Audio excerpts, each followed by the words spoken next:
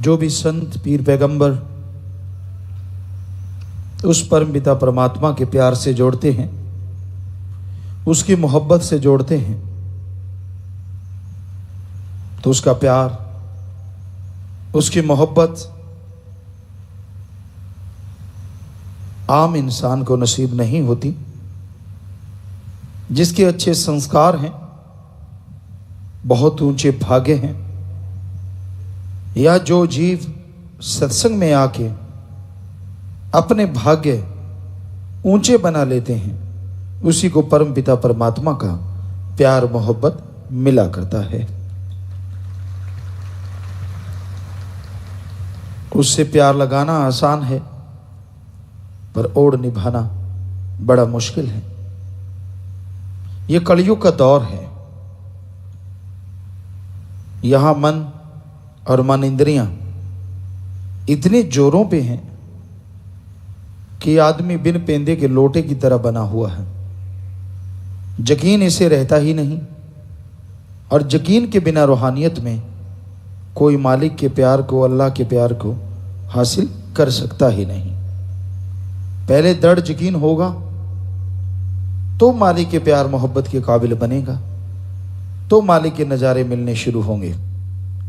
तो अगर आप उस मालिक के प्यार मोहब्बत को पाना चाहते हैं, बेपरवाह जी के भजनों में आप सुनते रहते हैं, तो ये जरूरी है कि अपने यकीन को दृढ़ बनाओ, आत्मविश्वास जगाओ। आत्मविश्वास, आत्म बल ही एकमात्र एक ऐसा रास्ता है जो इंसान को अल्लाह वाहिगुरु राम गौड़ खुदा रब से जोड़ता ही नहीं, बल्कि जीते जी परमानंद की प्राप्ति करवा देता है और मरणोपरांत मालिक की गोद में जा विराजता है। दृढ़ यकीन का लेवल कोई नाप नहीं सकता। संत पीर फकीर जानते हैं। आज के युग में इंसान की मनमती बात हर कोई स्वीकार करते जाओ तो यकीन बुलंदियों पे है। ऐसा लगता है ऐसा यकीन वाला कोई इंसान दूसरा पैदा ही नहीं हुआ। यानी वो मनमता कुछ करता फिरे, फिर भी रोको ना, टोको ना, बोलो ना, कुछ कहो ना, तो जी क्या कहना, और जरा कह के देख लो, फिर तमाशा। मन तिगड़ी नाच नचा देता है, जीव को यकीन नहीं आने देता। पर जो पीर फकीर के कहे से बुराई से रुक जाते हैं और मन के हाथ नहीं चढ़ा करते, वो भी बहुत भाग्यशाली होते हैं। मन का कोई भरोसा नहीं। कहते हैं चलता पैसा कब खोटा हो जाए, उसी तरह चलता चलता कोई मालिक का आशिक कहलवाने वाला, क्या मालूम कब औंधे मुंह गिर जाए। क्योंकि आशिक कहलवाना एक अलग बात है, आशिक बनना एक अलग बात है। आशिक कहलवाने के लिए लोगों को कुछ बातें सुना दो, कोई आपको झूठा साबित नहीं कर सकता। आप मालिक के बारे में चमत्कार सुनाओगे, मालिक की बात सुनाओगे, मालिक की चर्चा सुनाओगे, आगे से ये थोड़े कोई कहेगा कि आप झूठ बोल रहे हो। ये तो सदगुरु मौला जानता है, अल्लाह वाहिगुरु राम जानता है कि आप शरेआम झूठ बोल रहे हैं, लेकिन वो भी पर्दा रखता है। तो बेचारा आम आदमी तो फिर क्या करेगा, वो कहेगा अच्छा यार, इतना यार, वो यार, ये नहीं पता कि थोथा चना बाजे घना। जो ज़्यादा अंदर से खोखले होते हैं, अपने आप को आशिक साबित करने के लिए वो ज़्यादा गीत गाया करते हैं, और जो आशिक होते हैं उन्हें गीत गाने की जरूरत नहीं पड़ती, वो लाखों में से पहचाने पल में जाया करते हैं। उनको ज़्यादा बोलना नहीं पड़ता, क्योंकि चेहरे पे एक अलग आभा होती है, एक अलग नूर होता है। आप खूबसूरत हैं, वो कोई नूर नहीं है। रंग सफ़ेद काला या कैसा भी है, वो कोई नूर नहीं है। नूर तो जिसे सतगुरु पीर फकीर नवाज दे और अल्लाह वाहिगुरु की जो भक्ति करे, वो एक अलग तरह का नूर पैदा हो जाया करता है। वो काले रंग में भी, सांवले रंग में भी एक ऐसी अट्रैक्शन पैदा कर लेता है कि आदमी एक बार देखता है तो फिर देखता ही चला जाता है। तो वो नूर सतगुरु मौला के प्यार से ही मिलता है, उसकी मोहब्बत से मिलता है। बेपरवाह जी ने भजनों में लिखा है, ए सौदा तेरी बख्शिश दा ले सकदा जोर तिंगाणे नहीं, कि ये तो तेरी बख्शिश होती है मौला, और आदमी उस बख्शिश को संभाल ले तो हे राम, हे अल्लाह, हे वाहिगुरु, हे गॉड, वो तेरी रहमत को पाके दोनों जहां की खुशियां मृत्यु लोक में हासिल कर सकता है। जोर जबरदस्ती कोई तेरे प्यार मोहब्बत को हासिल नहीं कर सकता।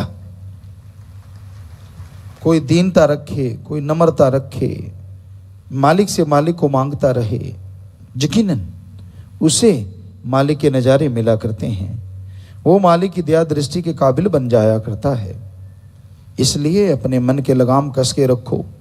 वो सब जानता है पर बोलता नहीं। आप क्या क्या गुल खिलाते रहते हैं, इसका मतलब ये नहीं है कि वो आपको एहसास नहीं करवाता तो आप जो मर्जी करते फिरो, फिर भरना पड़ेगा आपको, परिवार को, कुलों को, फिर पछताओगे ये कैसे हो गया। मन कहता जरा सी तो बात थी, जरा सा तो आप ऐसे किया था, जरा सी तो ये चीज थी। वो जरा सी ही बात रूहानियत से सैकड़ों किलोमीटर दूर ले जाती है, और जरा सी भी मान लो तो लाखों किलोमीटर नजदीक भी ले आती है। कख ओले लख है पिया, बंदे तेरे नजर ना आया। बेपरवाह जी फरमाते हैं कि एक तिनके के पीछे, एक तिनके जितनी जगह में पता नहीं रूहानियत में लाखों अरबों मिल जाए, और उस तिनके जितनी जगह अगर ना मानो तो हो सकता है बर्बाद हो जाओ। ये है रूहानियत। इसकी गहराई को कोई आज तक ना नाप तोल सका है और ना कोई नाप तोल सकेगा। जैसे आपने सुनते रहते हैं संत पीर फकीरों की बात, रूहानियत का दौर, रूहानियत का समुंदर तो ऐसा है जो इसमें मान बड़ाई में तैरने लग जाए कि मैं ये हूं, मैं वो हूं, मैं फला हूं, वो जल्दी डूबा करता है, और जो डूब जाए वो किनारे पहुंच जाता है। यानी हम आपको एक शेर कहा करते हैं, जो तन गया सो गवा गया और जो झुक गया सो पा गया। सीधा सादे अल्फाज हर किसी के समझ में आता है कि जो अहंकार करता है, जो खुदी के चक्कर में मैं कुछ हूं, मैं ये हूं, मैं वो हूं, मैं फला हूं, इस चक्कर में पड़ गया, सारी जिंदगी गंदगी का कीड़ा बन के जीवन भोगता रहेगा, मालिक की खुशियों से महरूम हो जाएगा। और जो पीर फकीर की बात सुन के अल्लाह वाहिगुरु राम के रास्ते पे नम्रता दीनता से चलेगा, वो दुनिया की निगाह में बेचारा या गरीब होगा, लेकिन मालिक की निगाह में वो सबसे ज्यादा अमीर हो जाता है और खुशियों से माला माल हो जाता है। तो इसलिए भाई दीनता नम्रता का पल्ला पकड़े रखो, गलत काम ना करो। पीर फकीर रोकता नहीं, इसका मतलब ये नहीं है कि उसके मालूम नहीं, या अल्लाह वाहिगुरु राम जानता कुछ नहीं, वो इतना भोला भाला नहीं है। आपको सुनाया करते हैं एडा भोला खसम नहीं जो मकर चलित्र ना जाने, यदि घर विच वही बस सकती जिहड़ी सब चतराइयां भुल जावे। अल्लाह वाहिगुरु राम को पल पल की खबर है, जर्रे जर्रे का मालूम है। आप चालाकी करते हैं, चतुराई करते हैं, मालिक से ठगियां मारते हैं, उससे पर्दा रखते हैं, उसको कहते हैं पता ही नहीं चला, चलेगा ही नहीं जब तक कोई बताएगा ही नहीं। तो जितने आप ये लक्षण करेंगे, जितने ये आप तरह तरह के चूज करते हैं मन के हाथों मजबूर होके, उतना ही मालिक से दूर होते चले जाते हैं। तो इसलिए दीनता नम्रता धारण करो, कर्म करो, अच्छे आत्मविश्वास को पैदा करो और आगे बढ़ते जाओ। दृढ़ यकीन रखो, जो भी जरा सी डगमगाए यकीन की बात करता है उसकी सोहबत ना करो, जितना दूर रहोगे फायदा रहेगा। और जो डगमगाए हुओं का चमचा बनता है वो गिरा ही, आज गिरा नहीं कल, कल गिरा नहीं परसों। तो इसलिए रूहानियत में संग सोहबत उनकी करनी चाहिए जो मालिक की चर्चा करते हैं, जो मालिक से बेइंतहा प्यार करते हैं।